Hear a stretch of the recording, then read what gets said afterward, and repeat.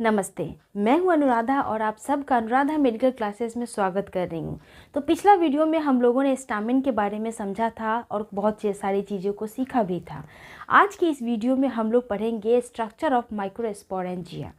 जैसा कि हम लोग देख रहे हैं कि ये स्ट्रक्चर ये आपका माइक्रोस्पोरेंजियम का है। देखिए, स्पोरेंजियम जो होता है, मैंने कल की वीडियो में भी बता दिया है कि क्या स्ट्रक्चर होता है और उसको कहने का मतलब क्या होता है, क्या क्या प्रॉपर्टी होता है। जिन लोगों ने भी नहीं देखा है वो जा कर के प्लीज़ देखिए कि वो मैंने क्या बताया था और कैसे कैसे प्रॉपर्टीज़ होते थे। आपको पहला याद रहेगा तभी आप आगे के लेक्चर को समझ पाएंगे। अगर नहीं भी याद है तो कोई बात नहीं, यहाँ से आप समझने का प्रयास करेंगे, आपको समझ में आ जाएगा। तो ये जो माइक्रोस्पोरेंजियम होता है, जब हम किसी भी स्टामिन को देखते हैं ग्रोथ करता है, वो बहुत ज़्यादा डेवलपिंग फेज़ में होता है, तो उसके बाद आपके उस स्ट्रक्चर के अंदर में पॉलन ग्रेन का डेवलपमेंट होता है। तो पॉलन ग्रेन को डेवलपमेंट होने के लिए उससे पहले क्या चीज़ को ज़रूरत होती है, उससे पहले की सिचुएशंस क्या होती है, तो उसके पहले की सिचुएशन में ही आपका माइक्रोस्पोरेंजियम बनता है, जिसके अंदर में आपके माइक्रोस्पोर जो होते हैं, जिसको हम लोग पॉलन ग्रेन बोलते हैं, वो डेवलप करता है। तो आइए पहले हम डायग्राम में देखते हैं कि कौन कौन से स्ट्रक्चर होते हैं और उसका नाम क्या होता है। तो ये देखिए, ये माइक्रोस्पोरेंजियम है आपका। ये जो 4 लोब देख रहे हैं आप, इसका क्या काम होता है और ये बीच वाला क्या है, पहले नामों को आप आइडेंटिफाई कर लीजिए। तो पहला जो लेयर देख रहे हैं आप, आउटर लेयर जो होता है वो आपका एपिडर्मिस है। कौन सा लेयर है? एपिडर्मिस है, जिसको हम लोग कौन सा लेयर भी बोलते हैं? आउटर लेयर बोलते हैं। एपिडर्मिस के बाद जो आता है आपका इस तरह से कनेक्टिव, बीच में ये जो कनेक्टिव देख रहे हैं, ये आपके चारों लोब को एक तरह से कनेक्ट करके रखने वाला बाद जो होता है आपका एंडोथीसियम आता है, जो एपिडर्मिस के बाद वाला लेयर होता है। अगर हम बात करें, एपिडर्मिस के बाद एंडोडर्मिस आता है और एंडोडर्मिस के बाद कौन सा लेयर आता है? तो ये आपका आता है मिडिल लेयर आता है, और मिडिल लेयर के बाद आपका टेपेटम आता है। तो कहने का मतलब है कि ये माइक्रोस्पोरेंजिया जो होता है वो कितने लेयर से घिरा हुआ रहता है?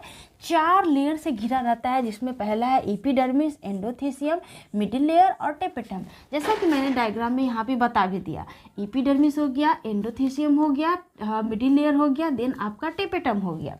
और टेपेटम जो होता है, टेपेटम के अंदर में आप देख सकते हैं कि स्पोरोजीनस टिश्यू होता है। कौन सा टिश्यू होता है? स्पोरोजीनस टिश्यू होता है। नाम से स्पष्ट है कि स्पोरोजीनस का मतलब होता है कि स्पोर का डेवलपमेंट होगा। तो स्पोर कहने का मतलब हो गया आपका पॉलन ग्रेन से मतलब होता है। तो इस तरह से टेपेटम जो होता है किसको प्रोटेक्ट करता है? किसके चारों तरफ ये लेयर होता है? तो स्पोरोजीनस टिश्यू के चारों तरफ का लेयर होता है। तो इस तरह से आप चारों लेयर के बारे में जान गए हैं।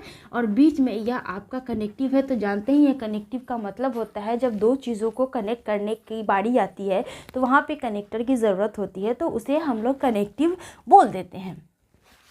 तो इस तरह से देखिए कि अब ये चारों लेयर जो होते हैं, तो इसमें काम क्या होता है, सबका काम भी जानना ज़रूरी होता है, क्योंकि कभी कभी ऑब्जेक्टिव में पूछ भी देता है। तो यहाँ देख सकते हैं कि आउटर जो ये 3 लेयर होते हैं, जिसका मेन काम होता है प्रोटेक्शन का। कौन सा काम होता है? प्रोटेक्शन का काम होता है। मतलब ये एपिडर्मिस, एंडोथीसियम और ये जो मिडिल लेयर होता है, इसका काम होता है प्रोटेक्शन देने का। जैसे हमारे स्किन के ऊपर जो आउटर लेयर है, जिसको हम लोग एपिडर्मियल टिश्यू बोलते हैं, तो इसका भी काम होता है प्रोटेक्शन देना। उसी प्रकार ये छोटा सा अंदर में स्पोरोजीनस टिश्यू ग्रो कर रहा है, जिसमें आप पॉलन ग्रेन डेवलप कर रहा है। तो वो क्या होगा? वो डेवलप करेगा, लेकिन डेवलप करेगा तब जब उसको पूरी तरह से प्रोटेक्शन मिलेगा। तो प्रोटेक्शन देने के लिए ही ये आपका तीनों लेयर प्रेजेंट होता है। उसके बाद जो टेपेटम होता है, उसका इंपॉर्टेंट काम होता है। इसको आप याद रखेंगे, यही सब ऑब्जेक्टिव में पूछता है या फिर 2-2 नंबर वाले क्वेश्चंस में पूछ लेता है, तो आपको याद रखना पड़ेगा। तो इनर लेयर कौन सा होता है? टेपेटम होता है। सबसे अंदर वाला लेयर कौन सा है? आपका टेपेटम लेयर है। उसके बाद ये काम क्या करता है? ये नरिशेस करता है डेवलपिंग पॉलन ग्रेन का। अभी मैंने बताया कि स्पोरोजीनस टिश्यू के अंदर छोटे छोटे माइक्रो पार्टिकल्स होते हैं, जिसको हम लोग क्या बोल देते हैं? पॉलन ग्रेन बोलते हैं, है ना। तो टेपेटम क्या काम करता है? नरिश करता है, मतलब उसको न्यूट्रिशन प्रोवाइड कराता है जो पॉलन ग्रेन अंदर में है, ताकि वो धीरे धीरे डेवलप करके क्या करे? वो मैच्योर पॉलन ग्रेन बनाए और फिर वो आगे किसी नए चीज़ के उत्पत्ति के लिए वो यूज़ हो जाए। ठीक है ना। तो ये आपका काम हो गया, नरिश करता है पॉलन ग्रेन को।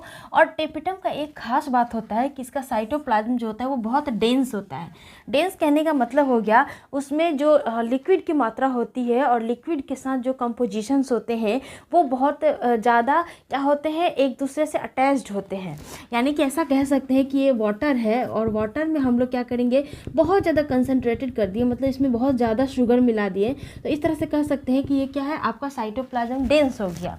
और इसमें क्या होता है, एक से ज़्यादा न्यूक्लियस होता है। मतलब ऑब्वियसली एक सेल होगा तो सेल में एक न्यूक्लियस तो कंपलसरी ही होता है, लेकिन यहाँ पे क्या होता है, एक से ज़्यादा न्यूक्लियस होता है, क्योंकि उसको ज़रूरत होता है पॉलन ग्रेन को क्या करने का, नरिश करने का, उसको न्यूट्रिशन प्रोवाइड कराने का। तो ये था आपका माइक्रोस्पोरेंजियम का स्ट्रक्चर। अगर एग्ज़ाम में पूछता है 5 नंबर में, तो आपको पूरा इतनी बातों को लिखना पड़ेगा और ये डायग्राम को बनाना पड़ेगा। एक छोटा सा टर्म आता है माइक्रोस्पोरोजेनेसिस।